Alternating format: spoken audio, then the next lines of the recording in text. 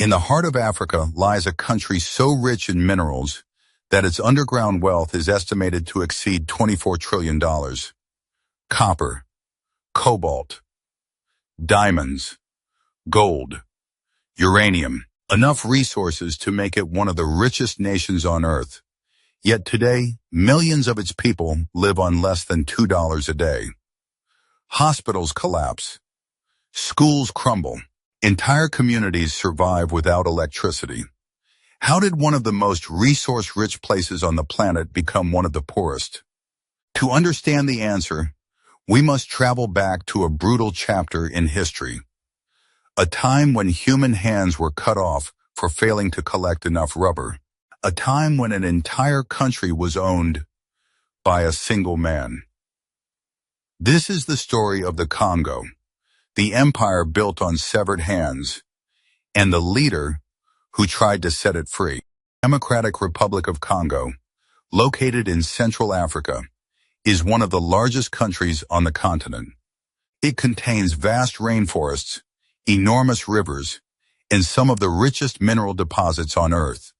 But its modern history is shaped by two powerful forces. First, a European king who turned the Congo into his personal slave colony. Second, a young African leader who dared to reclaim the nation's wealth for its people. Between these two moments lies a century of violence, exploitation, political manipulation, and international power struggles. At the center of the story are two men separated by time: King Leopold II of Belgium, the architect of one of the most brutal colonial regimes in history, and Patrice Lumumba, the first democratically elected Prime Minister of Congo, who would be assassinated after only 7 months in power. Their actions and the global forces surrounding them reshaped the destiny of an entire nation. In the late 19th century, European powers were racing to divide Africa among themselves. This competition became known as the Scramble for Africa. At the center of it was the Berlin Conference of 1884-1885, where European leaders carved up the continent with little regard for the people who lived there. Among the attendees was King Leopold II of Belgium. Belgium was a small European nation with limited colonial influence. Leopold wanted an empire. But rather than claiming a colony for Belgium, Leopold did something extraordinary. He convinced European leaders to grant him control of a vast territory in Central Africa, not as a Belgian colony, but as his personal property. This territory became known as the Congo Free State. It was more than 70 times the size of Belgium, and it belonged to one man. Leopold never set foot there. Yet for more than 2 decades, he ruled it like a private business. And the product that would fuel his empire was something the industrial world suddenly needed in enormous quantities: rubber.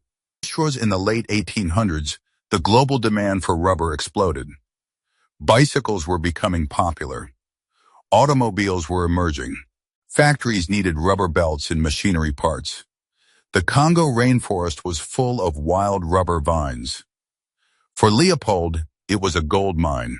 To extract it, he created a brutal military force known as the Force Publique. This army was made up of European officers and African soldiers forced into service. Their mission was simple: extract as much rubber as possible. Entire villages were given strict rubber quotas. Each man had to deliver a specific amount of rubber, sometimes 20 kilograms per day. Failed to meet the quota, and punishment followed. One of the most horrifying methods of control was mutilation. Soldiers were ordered to cut off the hands of workers who failed to meet their quotas. The severed hands were brought back to colonial officers as proof that bullets had not been wasted. Soon, baskets filled with human hands became routine evidence of discipline. But the terror went even further. If a man failed to collect enough rubber, soldiers might cut off the hand of his wife or his child. One account describes a father who brought 19 kilograms of rubber instead of the required 20, 1 kilogram short. The soldiers did not punish him. Instead, they cut off the hand of his 5-year-old daughter. Villages that resisted were burned to the ground. Entire communities were massacred. And then there was the shakot, a whip made from dried hippopotamus hide. The whip was infamous for tearing skin apart.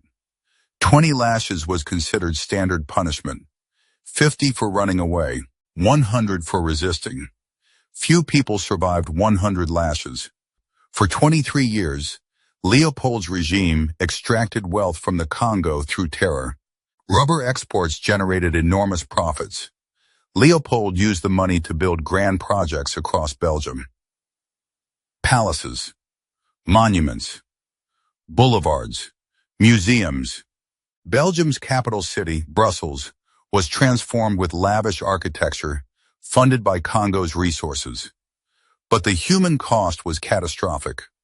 Historians estimate that around 10 million Congolese people died during Leopold's rule, roughly half the population. Deaths came from executions, starvation, disease, forced labor, and the destruction of villages. For years, the outside world knew little about what was happening. Leopold carefully controlled information coming out of the Congo, but eventually, missionaries and activists began documenting the atrocities. Among them was a British shipping clerk named Edmond Denis Morel. Morel noticed something suspicious in shipping records. Ships arriving in the Congo carried guns and ammunition. Ships leaving the Congo carried rubber and ivory, but there were no trade goods going the other direction. That meant one thing. The Congolese were not being paid. They were being forced. Morel launched an international campaign exposing Leopold's crimes. Missionaries and travelers began publishing photographs. One of the most shocking images showed a man staring at the severed hand and foot of his young daughter. The images spread across Europe and the United States. Public outrage exploded. In 1904, an official investigation confirmed the atrocities. The pressure became impossible to ignore. Finally, in 1908, the Belgian government forced King Leopold II to give up control of the Congo. The territory became a Belgian colony instead of his private possession, but Leopold himself faced no punishment. He kept the immense fortune he had accumulated. He died in 1909, wealthy and comfortable. No trial, no prison, no accountability. Even today, statues of him still stand in parts of Belgium.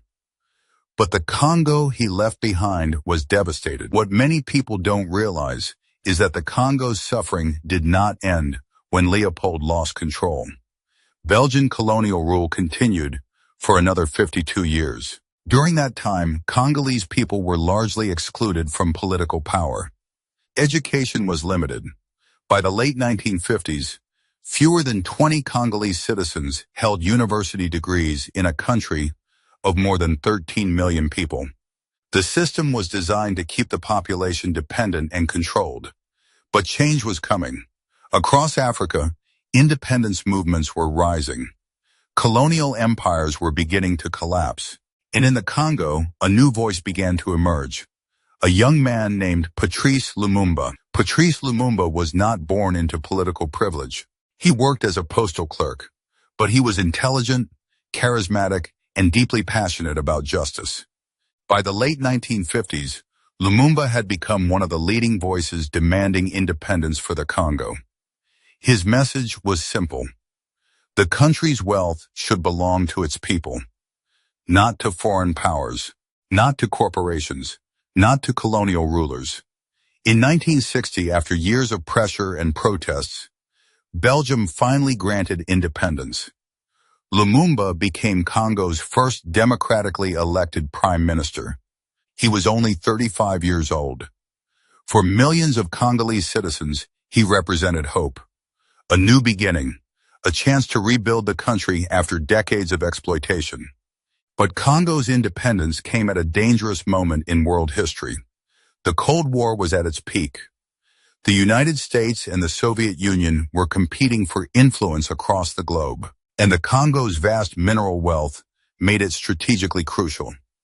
The region of Katanga, one of the richest mining areas in the world, quickly attempted to break away from the new nation. Belgium secretly supported the secession. Lumumba asked the United Nations for help. When international support failed to stabilize the country, he turned to the Soviet Union for assistance. That decision triggered alarm in Washington. U.S. officials feared that the Congo could fall into the Soviet sphere of influence. President Dwight D. Eisenhower reportedly approved plans to remove Lumumba from power. Soon, the CIA began supporting political rivals and military figures inside Congo. In September 1960, a coup began. The man leading it was Colonel Joseph Mobutu. Lumumba was arrested. Images circulated of him being beaten and humiliated. But the most shocking events were still to come. On January 17, 1961, Lumumba was secretly flown to the rebel-controlled province of Katanga. Belgian officers were waiting. That night, Lumumba and two allies were executed by firing squad. Their bodies were buried, then later dug up and dissolved in acid to destroy the evidence. No grave, no body, no official record. For decades, the truth remained hidden. After Lumumba's death, Joseph Mobutu consolidated power. With support from Western governments, he became the ruler of the country. Mobutu would remain in power for 32 years. During his rule, billions of dollars were stolen from the country's treasury. He built luxurious palaces, maintained private jets, and stored enormous wealth in foreign bank accounts. Meanwhile, the Congolese people faced poverty, collapsing infrastructure, and widespread corruption. The nation that possessed extraordinary natural resources became trapped in economic decline. After Mobutu's fall in 1997, the Congo descended into devastating civil wars. Multiple militias fought for control of mineral-rich regions. Millions died in the violence. Sexual violence became a widespread weapon of war. The instability continues to affect the country today. In 2002, Belgium officially admitted its involvement in Lumumba's assassination. The following year, they returned a small relic to his family. A single tooth. It was all that remained of the man who once led the nation. But there were no criminal trials, no reparations, no real accountability. Today, the Congo remains one of the most resource-rich places on Earth. Its cobalt powers the batteries used in smartphones, laptops, and electric vehicles around the world. Yet the people living above those resources often see little benefit. The legacy of exploitation still shapes the country's future. For more than a century, the Congo's wealth has attracted powerful outsiders. Empires, corporations, superpowers, each claiming a piece of its riches. But the question that still echoes through history is simple, Meiji. What might the Congo look like today, not Tinkopping, if its wealth had always belonged to its people?